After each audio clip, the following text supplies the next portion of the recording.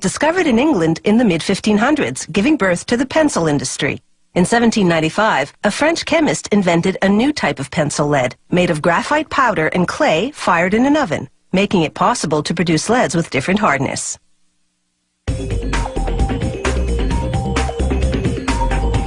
For the pencil's body, you need a type of wood that's soft enough to sharpen, yet strong enough not to bend under the writer's hand pressure.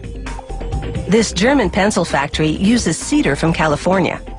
The wood is 5 millimeters thick and arrives pre-cut in slats of 18 by 7 centimeters. One by one, the slats pass under a giant cutting wheel.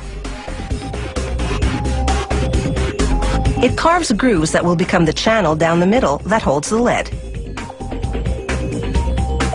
The next machine fills the grooves with glue, a special formulation that's slightly elastic.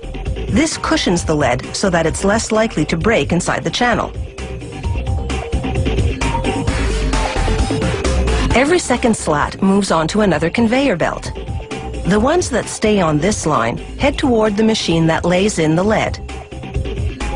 The lead is made of a graphite and clay mixture, baked in an oven at more than 800 degrees Celsius. The lead-laying machine's wheel loads itself with leads.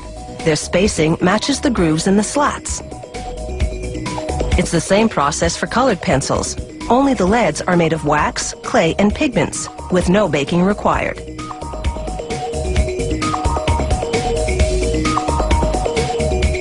Now for the slats that move to that other conveyor belt.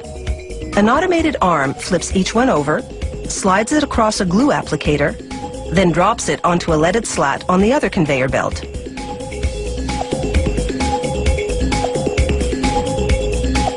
All the steps to this point have culminated in what is effectively a lead sandwich.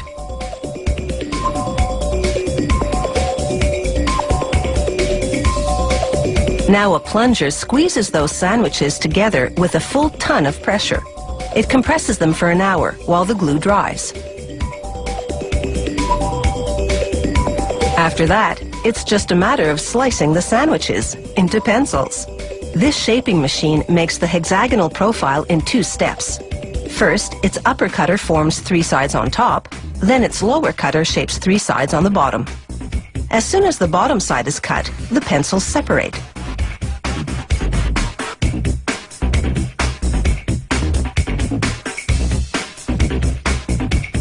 A worker pulls a sample pencil from each batch coming off the line and manually sharpens it to spot check lead quality. Then he applies force to the tip until it breaks. For a pencil to pass this strength test, it has to withstand at least 2 kilograms of force. Now it's time to dress that bare wood. One at a time, the pencils shoot through a device called a lacquering head. It coats the wood in paint, yellow in this case. It takes 4 coats of paint to completely hide the wood grain. A 5th lacquering head paints a black stripe, this company's trademark. Then a 6th head seals the paint job with a transparent lacquer. From the paint line, the pencils make their way to a stamping machine. At an astounding rate of 500 pencils a minute, the machine heat transfers foil lettering from a plastic film to the painted wood.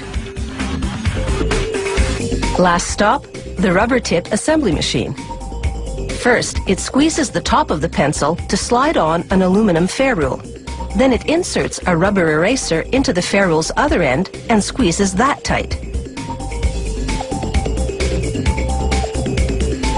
European-style pencils have a painted cap instead, the color indicating how hard the lead is. After a coat of transparent sealer, the pencils take a series of dips in the first color, then once that dries, in the second color. The final coat is a high-gloss lacquer. The pencils are finally ready to roll across a grinding drum for sharpening.